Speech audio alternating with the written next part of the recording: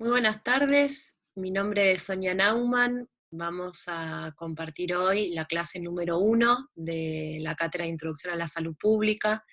Hoy lo que vamos a ver es el concepto de salud y el concepto de el derecho a la salud.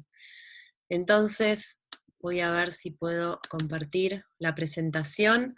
Ustedes en la carpeta del Drive tienen la bibliografía de esta clase.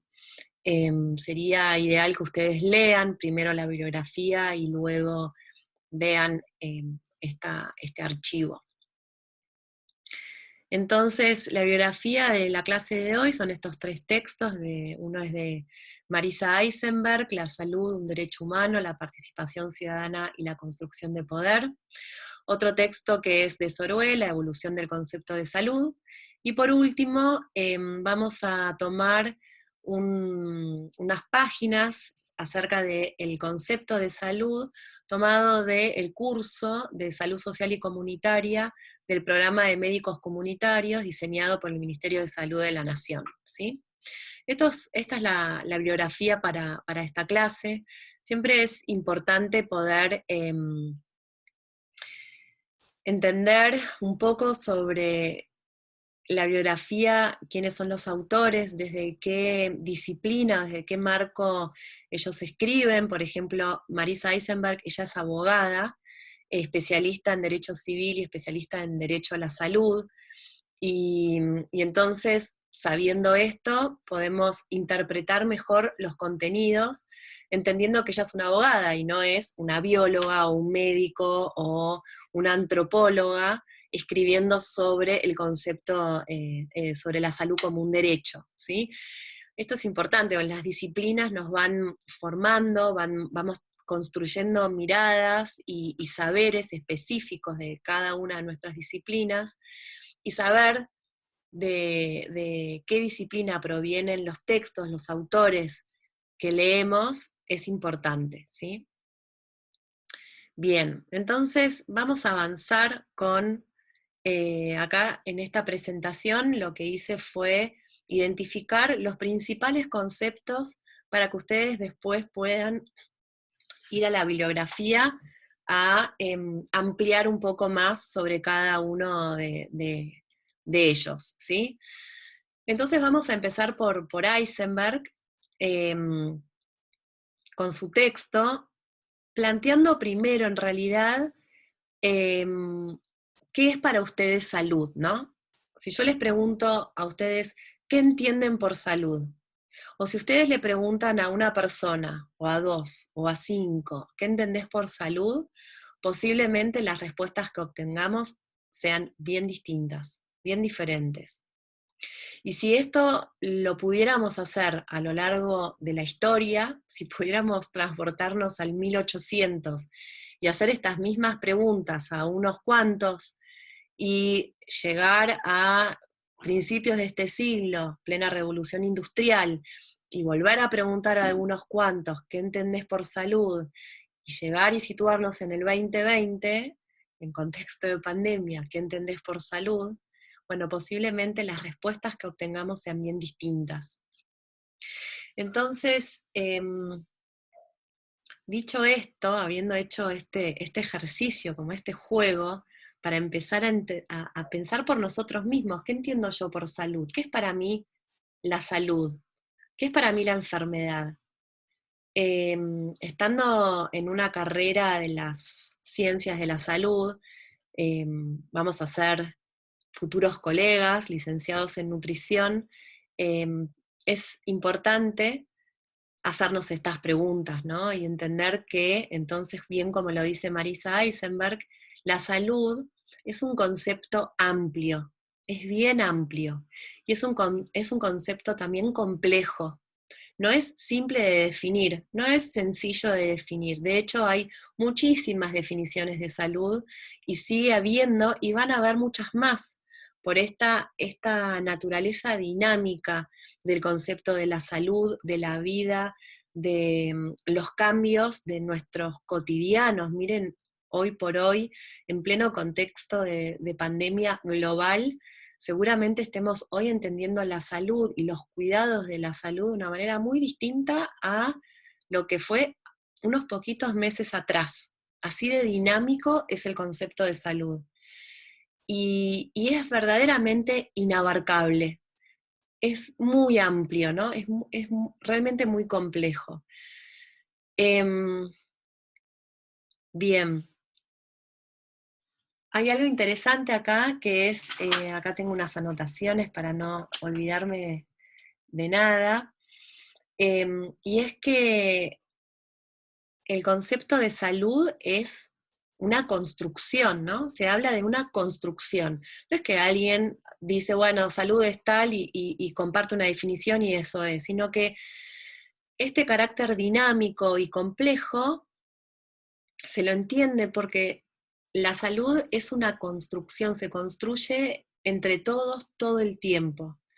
Y, y antes, mejor, bueno, digamos, históricamente ha tenido la salud una impronta eh, médica, fundamentalmente médica, persiste esto hasta la actualidad, y entonces la dimensión, nosotros vamos a hablar acá de dimensión que prevalece en el concepto de salud, es la biológica, ¿no es cierto? Tiene que ver con el funcionamiento biológico, con lo fisiológico, con el cuerpo humano, las células, los sistemas. Esto es como lo primero que a uno se le viene a la cabeza cuando piensa en definir salud. Sin embargo, la salud es mucho más compleja, ¿no? Y también suma otras dimensiones, como por ejemplo, ¿cuáles? ¿Qué se imaginan? Bueno, por ejemplo, dimensiones sociales, culturales, económicas, políticas, ambientales, religiosas, filosóficas, normativas, ¿no? Las leyes también definen qué es salud y qué no. Bien, entonces dijimos que es amplio, que es complejo, que es dinámico, que es inabarcable, que se trata de una construcción que en sus inicios de las ciencias ha tenido una impronta biológica y se habla entonces de un enfoque biologicista y también se habla de un enfoque reduccionista, ¿no? Reducir el entendimiento y el abordaje de la salud humana a la dimensión biológica es perder de vista un montón de otras dimensiones que también condicionan nuestra salud humana en el día a día. Ejemplo, si yo no tengo plata para poder viajar eh, a un centro de salud para que me atiendan, mi salud va a estar condicionada, va a tener un proceso de salud, de enfermedad, distinto a si yo tuviera esta plata para poder transportarme a un establecimiento que me atienda, ¿no? A un hospital, un sanatorio, a un centro de salud. Entonces, la plata, la situación política, no es lo mismo vivir en democracia que vivir en una dictadura, que vivir en una crisis política absoluta y que entonces todo es un caos, y esto también moldea la salud. Y así sucesivamente. Entonces, reducir el entendimiento y el abordaje de la salud a su dimensión biológica es quedarnos muy cortos, ¿no? Inclusive mala praxis, ¿no? Nosotros, los que estamos vinculados a la salud a nivel poblacional, la salud a nivel de las comunidades, de los grupos, es realmente un gran error entender la salud de una manera reducida. Por lo contrario, nuestro desafío profesional es actualizarnos y estudiar y entender la complejidad de este concepto de salud para poder hacer algún tipo de intervención y algún tipo de reflexión, ¿sí? Bien, entonces los sectores vulnerables de la sociedad son generalmente los más afectados en esto del proceso de salud-enfermedad, ¿no? Los sectores vulnerables La vulnerabilidad se puede explicar por diversos motivos, generalmente nosotros hablamos, o sea, lo que rápidamente asociamos es sectores socioeconómicamente vulnerables, pero también podemos hablar de vulnerabilidad política, ¿no? De grupos, por ejemplo, los refugiados, o con estos movimientos de migraciones, que están verdaderamente desprotegidos, caídos de todo marco normativo, porque no son ni de acá ni de allá. Después también, claro que hay situaciones biológicas que llevan a una mayor vulnerabilidad, a una mayor posibilidad de enfermar o estar más expuestos al riesgo de enfermar.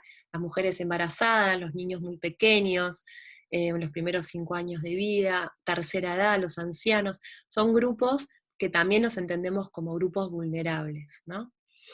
Y, y entonces Eisenberg habla sobre la salud como un bien que permite el desarrollo sostenible individual y social.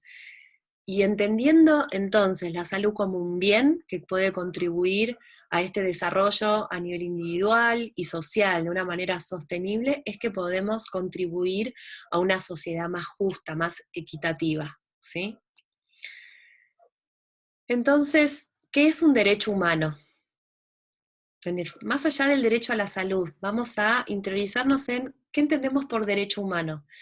Y los derechos humanos son garantías jurídicas universales que protegen a individuos y también protegen a grupos contra cualquier tipo de acción que pretenda interferir o menoscabar sus libertades y fundamentalmente la dignidad humana. ¿Sí? Entonces, estas garantías que son jurídicas y que son universales son adoptadas por los estados. Argentina ha adherido a diversos marcos y pactos e instrumentos internacionales y también ha diseñado, la Constitución Nacional de la Argentina incluye diversos derechos humanos, y entonces el Estado está obligado a garantizar estos derechos humanos a los individuos y a la sociedad entera, de manera universal, ¿no? Y, y entonces, a ver,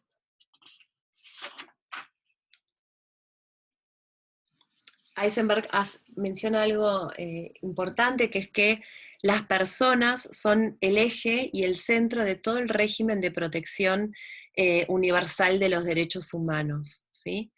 Y, y entonces, avanzando en esto de los derechos humanos reúnen características constitutivas.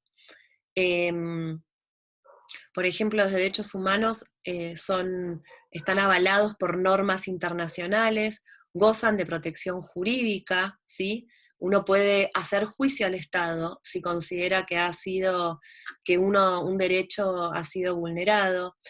Los derechos humanos se centran en la dignidad del ser humano, son de cumplimiento obligatorio para los estados y para los agentes estatales. Una vez que los estados adhieren a ser garantes de los derechos humanos, están obligados, no los pueden ignorar, no los pueden abolir, ¿sí?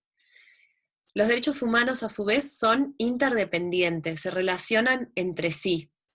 No es que el derecho de la salud no tenga nada que ver con el derecho a la alimentación, o no tenga nada que ver con el derecho a la educación, o está desvinculado del derecho a la vivienda. No, los derechos humanos, si uno piensa, si la alimentación es inadecuada y es escasa, posiblemente entonces el derecho a la alimentación esté siendo vulnerado, y también el derecho a la salud. Y posiblemente también el derecho a la educación, ¿no es cierto? Y cuando uno se encuentra débil o enfermo, difícilmente puede acceder a la educación y a poder estudiar, uno no se puede concentrar, en fin, hay distintas manifestaciones que hacen que este entramado de los derechos humanos se encuentre relacionado entre sí. Y son universales, no es que están dirigidos a un grupo en especial. vamos a garantizar el derecho a la salud a los niños únicamente, de 0 a 5. No, no, esto es universal, a todo ser humano, a toda la población, sin discriminación. Entonces,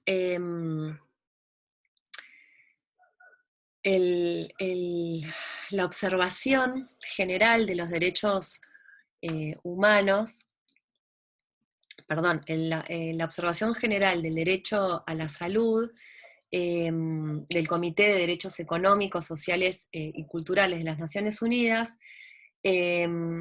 define al derecho a la salud identificando 4 elementos básicos, ¿sí? Ahora los vamos a ver. Entonces, decíamos que el derecho a la salud está reconocido en numerosos instrumentos, tanto internacionales como también regionales, Mercosur, por ejemplo, y nacionales. El derecho a la salud incluye el derecho al acceso a los servicios de salud y a la asistencia médica, ¿no? Es cuando nosotros vamos a un hospital o un centro de salud y nos atienden, bueno, estos son los servicios de salud y la asistencia médica o la asistencia a la salud de las personas en sí misma, y, y también incluye a otras condiciones esenciales, por ejemplo, el acceso al agua potable, o esto que les mencionaba, que es el acceso a una alimentación adecuada, o el acceso a, a la información transparente y, bueno, científicamente válida, ¿no? Científicamente avalada, certera. Entonces, quizás escucharon o leyeron todo el debate que hay acerca del rotulado de los alimentos, ¿no? Del etiquetado, que está en constante revisión. Si nuestro etiquetado de alimentos, ustedes agarren un paquete de cualquier alimento que tengan en su casa, de cualquier producto que tengan en su casa, y vean si verdaderamente ustedes entienden la información que esta etiqueta nos quiere transmitir. Entonces, la información, el agua potable, la alimentación adecuada y muchos otros, vayan por favor al texto de Marisa Eisenberg y lean, y identifiquen, encuentren cuáles son estas otras condiciones esenciales y determinantes que ella menciona, hacen en su conjunto al derecho a la salud. No es solamente ir a un hospital y que me atiendan, ¿sí? Abarca mucho más. Si hablamos de que la salud es compleja, como concepto, es un concepto complejo, entonces imagínense que poder garantizar el derecho a la salud es también complejo, ¿no? Tiene muchas aristas a, a tener en cuenta. Entonces, estas condiciones esenciales que provienen, acá está, de la observación general sobre el derecho a la salud del Comité de Derechos Económicos, Sociales y Culturales de Naciones Unidas, identifican 4 elementos básicos del derecho a la salud, y ellos son la disponibilidad, la accesibilidad, aceptabilidad y la calidad. Estos 4 elementos del derecho a la salud son los instrumentos, digamos, que tiene el Estado para garantizar la salud a los individuos y a la sociedad en su conjunto. Introducción a la salud pública, la última clase termina con el derecho a la alimentación. Y ustedes van a ver que también hay 4 componentes, difieren un poco, pero bueno, es interesante que la apertura de esta cursada es con el derecho a la salud, y vamos a cerrar ya un poco más específico a nuestra carrera, que es derecho a la alimentación. Entonces, Eisenberg plantea estos 4 componentes y habla sobre, en cada uno de estos 4 componentes, ella menciona a establecimientos, bienes y servicios. Y fíjense que es importante detenernos en esto, porque los establecimientos son los espacios físicos, los bienes pueden ser bienes materiales, concretos, como puede ser un tomógrafo, o puede ser un equipamiento X para una balanza, una camilla, ¿no? Pueden ser, por ejemplo, bienes. Y servicios tiene que ver con los servicios de la atención a la salud, ¿no? De las personas. Entonces, fíjense que tanto los espacios como los bienes materiales, como los diversos servicios y acciones hacen en su conjunto a la garantía o al hecho de garantizar el derecho a la salud. Entonces, Eisenberg toma estos elementos que ha propuesto Naciones Unidas en esta observación general del derecho a la salud, y los describe, ¿no? Los define, los explica. Y habla de que, bueno, estos establecimientos, bienes y servicios tienen que estar disponibles, tienen que estar accesibles, tienen que ser aceptados, ¿no? Tienen que garantizar la aceptabilidad y también ser de calidad, porque si no son de calidad, difícilmente podamos entonces garantizar el derecho a la salud. Les voy a pedir que vayan al texto y lean más en profundidad sobre cada uno de estos elementos y cómo son explicados. Bien, entonces, así como les comentaba, de estos tratados y pactos internacionales a los cuales los estados adhieren, y la Argentina uno de estos estados, al adherir asumen obligaciones, ¿no? El Estado está obligado entonces a respetar, a proteger y a cumplir, ¿no? Estas son las obligaciones básicas del Estado vinculados al derecho a la salud. Y entonces cuando hablamos de respetar, significa que el Estado no puede interferir en el disfrute del derecho a la salud. Y cuando hablamos de proteger, significa que el Estado tiene que adoptar medidas para interferir o, digamos, impedir que otros interfieran en el disfrute del derecho a la salud.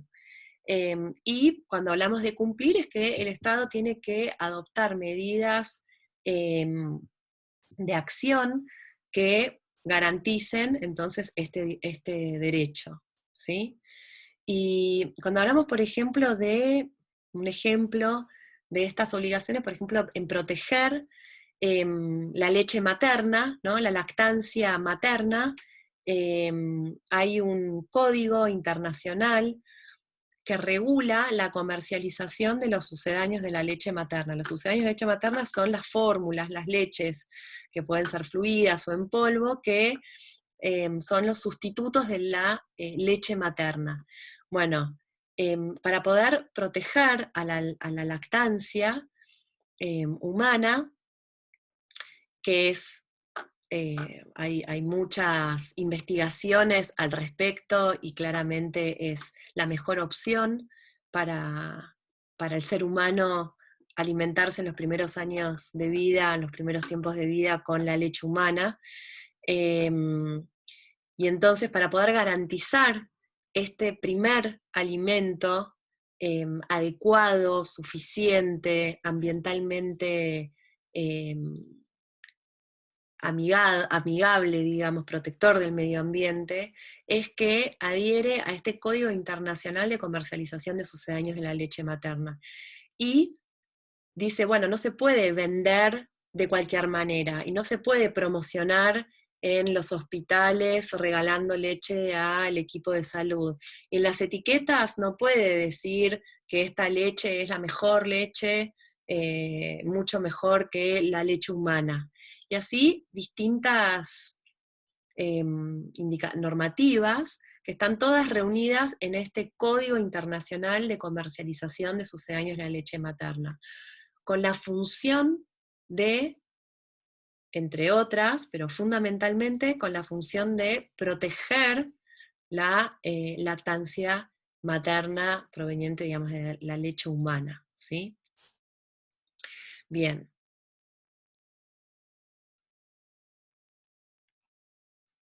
Acá también más allá de estas tres principales funciones, la de respetar, proteger y cumplir, según la observación general de Naciones Unidas, los estados también han asumido otras obligaciones, que son, por ejemplo, garantizar el servicio esencial de la atención primaria de la salud, la alimentación esencial mínima y que sea nutritiva, el saneamiento, ¿no? El tema de cloacas y tema del agua, de como el desagote del agua, el tema del agua potable, medicamentos esenciales, la estrategia y plan nacional de salud pública. Todas estas, esta enumeración también son obligaciones que debe asumir el Estado y que contribuyen a garantizar el derecho a la salud de las personas. Entonces, el enfoque de salud basado en derechos humanos, porque el enfoque de salud uno también se puede basar en un marco económico, ¿no? Analizar y entender y abordar la salud desde el punto de vista económico. El presupuesto es tal, esta es la prioridad, entonces tanta plata va destinado a tal grupo y para tal acción. Y esto es un marco de análisis posible. Nosotros, siendo que la Argentina ha como Estado adherido a diversos pactos y documentos, e inclusive está en nuestra Constitución Nacional la salud como un derecho humano, nos vamos a basar en este enfoque. ¿Sí? Vamos a hablar acerca del enfoque de la salud basado en los derechos humanos. Y este va a ser nuestro marco de reflexión, de análisis, de abordaje. Y en este marco de derechos humanos vamos a, por supuesto, priorizar a los sectores más vulnerables, ¿sí? Justamente para poder contribuir a una sociedad más justa, más equitativa.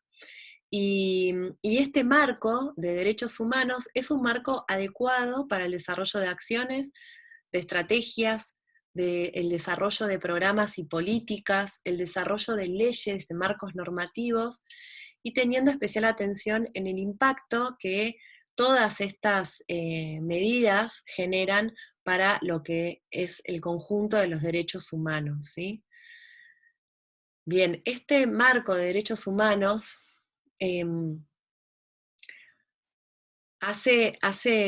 un gran cambio de paradigma también para lo que son las políticas, ¿no? El diseño de las políticas. Más adelante ustedes van a ver también algo más acerca de políticas sanitarias. Y acá les voy a pedir que lean los principios rectores. Es importante que acá amplíen este marco basado en los derechos humanos, yendo al texto de Eisenberg y amplíen en lo que son los principios rectores. ¿A qué se refiere Eisenberg con los principios rectores? Bien, antes de ir al texto de Sorue, algo que quería comentar, que creo que no lo dije al principio, cuando hablaba del concepto de la salud,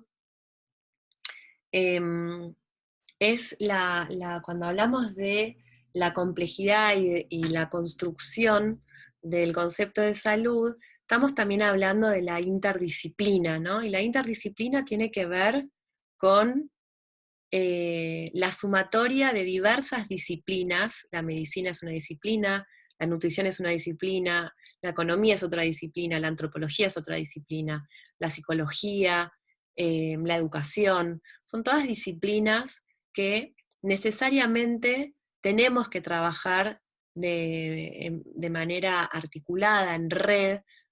Por eso se habla de la interdisciplina, también se habla de la transdisciplina, pero con que ustedes puedan incorporar esto de que el concepto de salud es un concepto complejo y necesariamente para su abordaje y para su intervención y para su estudio necesita de diversas disciplinas, si no nos vamos a equivocar. Estamos bien. Con eso estamos bien como para seguir. a lo que es la evolución del concepto de salud y sus terapéuticas. Esto muy breve, el texto de Sorué lo va a ampliar un poquito más, pero nuevamente, ¿no? La salud no ha sido siempre entendida por igual, ni tampoco se entiende por salud lo mismo acá en el occidente que en el oriente. Entonces, ustedes van a ver en el texto de Sorué que él hace una diferenciación de Oriente y de Occidente, y en el Oriente la concepción de salud tiene más que ver con el equilibrio energético, con esto de la armonía entre la naturaleza y el ser humano, y entonces diversas propuestas de diagnóstico y también de abordaje. Quizás ustedes escucharon hablar sobre la medicina china o sobre la Ayurveda de la India, ¿no? Son todas, eh, bueno, son todas ciencias y construcciones que han a lo largo y siguen vigentes y siguen también dinámicas y completándose, eh, propuesto diversos entendimientos acerca de qué es la salud. Y entonces también sus diagnósticos difieren y también sus terapéuticas, sus abordajes en situación de enfermedad, ¿sí? Y entonces en el Oriente también escuchamos muchas veces terapéuticas que tienen más que ver con la acupuntura o con, bueno, el yoga, que proviene de la India, técnicas de respiración o de meditación, todo lo que tiene que ver con hierbas y medicina basada en hierbas, en fin, muchas, muchas más, que están vigentes en la actualidad y hacen a una manera de entender y de haber hace miles y miles de años entendido la salud y intervenido en los cuerpos humanos de una manera muy particular, ¿sí? En el occidente, en los últimos 1000 años, podemos identificar tres grandes paradigmas: el humoral, el mecanicista y actualmente el paradigma de interacción entre sistemas. Entonces, Sorué describe un poquitito más cada uno de estos tres paradigmas y contarles el humoral no tiene nada que ver con el humor de buen ánimo o mal ánimo, sino que tiene que ver el humor entendido como fluidos corporales, ¿sí? Entonces, según determinadas técnicas, los humores se daban indicio para un u otro diagnóstico y a su vez esto conllevaba a diversas propuestas terapéuticas para mejorar el estado de la salud de las personas. Y luego este paradigma humoral fue reemplazado a principios de siglo, fines por los 1980, 1920, revolución industrial, toda esta época, con la máquina al vapor, el cuerpo humano haciendo analogía con la máquina del vapor, siendo que una persona es saludable o se encuentra en un estado de salud cuando hay silencio fisiológico, se le llama, ¿no? Cuando en la máquina no hay ruido, no hay fallas, no hay dolor, no hay ningún signo, ningún síntoma, entonces, bajo este paradigma, se entiende que la persona o un grupo de personas se encuentra en un estado de salud.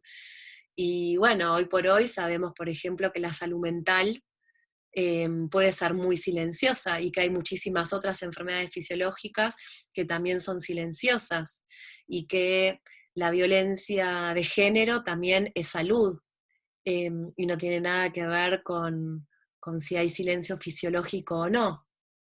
¿Entienden? La contaminación ambiental, ¿qué hacemos en el marco de este paradigma? ¿Cómo la entenderíamos? Entonces, es interesante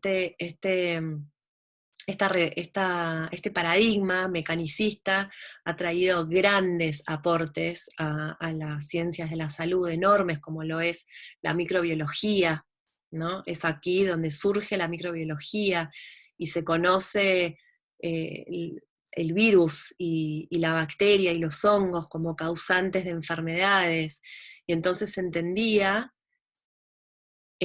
nosotros hablamos de la monocausalidad, ¿no? Que es un agente que genera la enfermedad en las personas, una bacteria que genera enfermedad, un virus que genera enfermedad. Y esto explicado por la microbiología que surge en el marco de este paradigma, un gran aporte hasta el día actual. La gran crítica que se le ha hecho, o se le hace hoy por hoy, con el diario del lunes, digamos, es que, bueno, es justamente reduccionista, reduce al cuerpo humano a una máquina que está constituida por la sumatoria de diversas piezas, que serían nuestros órganos. Aquí en este marco, en este paradigma surgen las especialidades médicas, ¿no? Se habla de la hiperespecialización en este momento. Entonces, la cardiología, la nefrología, la pediatría, la gastroenterología, bueno, todas las especialidades como cortando el cuerpo en pedazos, en piezas que conforman esta máquina, se va esto traduciendo también en la ramificación de las ciencias médicas en sus especializaciones. Y luego no solamente cardiología, sino que es cardiología infantil. Y luego de cardiología infantil puede ser otra especialización. Y así cada vez más y más y más. Y al final resulta que este paradigma nos lleva un poco a lo que es la deshumanización de del abordaje de la salud, de la concepción de la salud, ¿no? Estamos tan enfocados en el riñón o en el corazón o en la pieza que está fallada para arreglarla, que nos olvidamos que este corazón forma parte de un conjunto, y este conjunto es un ser humano, y que este ser humano vive en tal o cual lugar y en tal época, en X condiciones, que trabaja o no trabaja, que ha tenido tales y tales experiencias y huellas en la vida, y que ver esta situación en su conjunto, y esto ya nos lleva a lo que es el paradigma actual, que es la interacción entre los sistemas,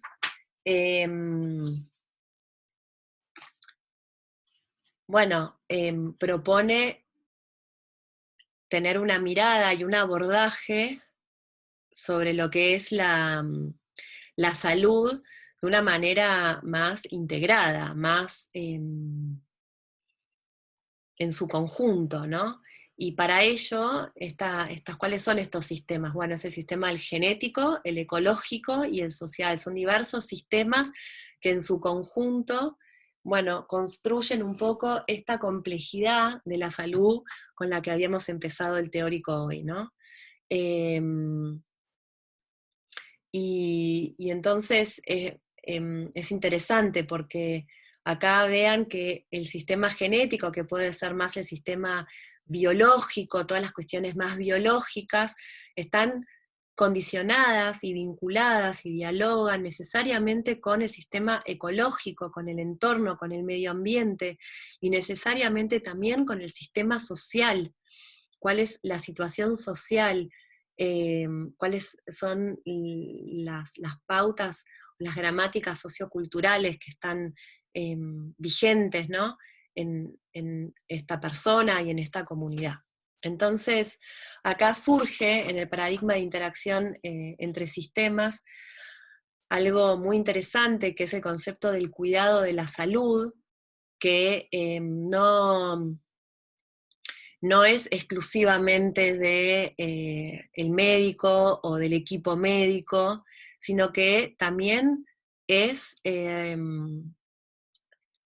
digamos, es responsabilidad de otros espacios y de otras disciplinas y de otros sectores. Entonces, por ejemplo, vean ahora, es un ejemplo perfecto el paradigma, cómo estamos todo el tiempo pensando la salud, la economía, la política, la educación, como en este caso, cómo nos modificó todo el proceso de enseñanza y aprendizaje.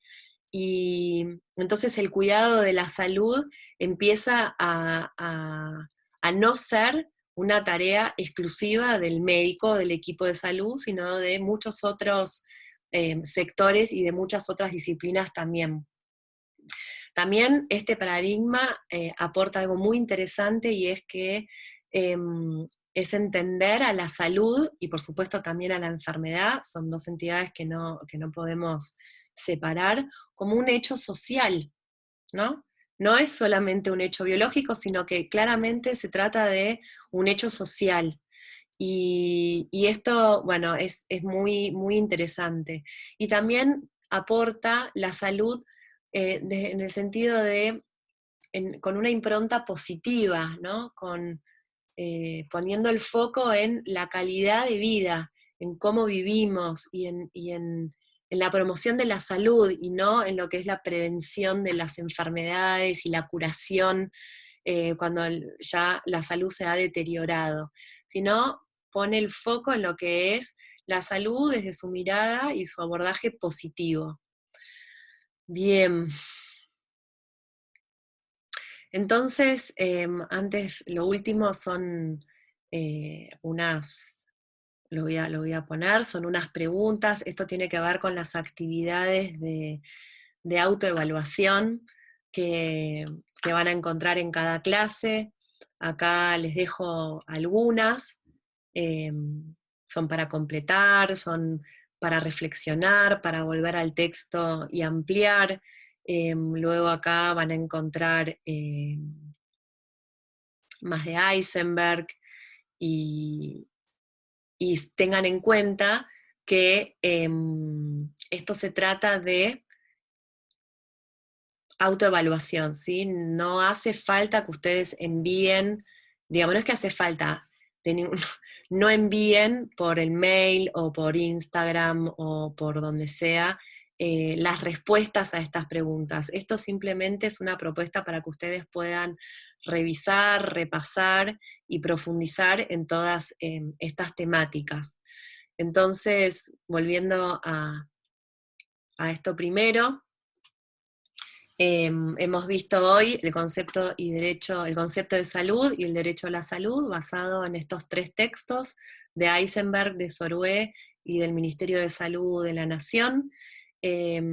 Hablé bastante poco, es muy cortito el texto del Ministerio de Salud de la Nación, habla un poco sobre esto de la salud y la complejidad para definir la salud, léanlo. Y hemos visto entonces qué es la salud, un poco cuál es digamos, las características del concepto de la salud, según Marisa Eisenberg, entendiendo que es un concepto amplio, complejo, dinámico, inabarcable, que se trata de una construcción de diversas dimensiones, no solamente biológica. Hemos visto que son los derechos humanos. Luego hemos hecho foco en el derecho a la salud y sus características, las características constitutivas de los derechos humanos y lo que es el derecho a la salud, cuáles son los elementos, los 4 elementos fundamentales del derecho a la salud. Y luego hemos avanzado a lo que es la evolución del concepto de salud con el concepto, con el texto de Sorue.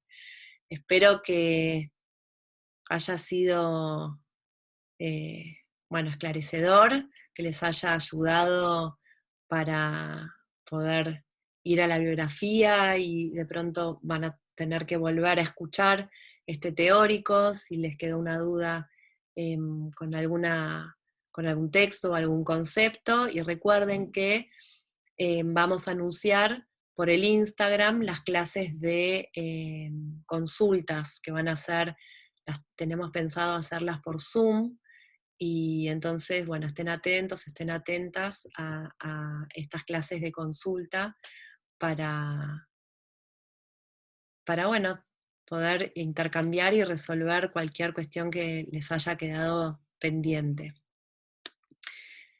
Nos vemos, ya se hizo de noche, nos vemos en otra clase. Que tengan un buen día.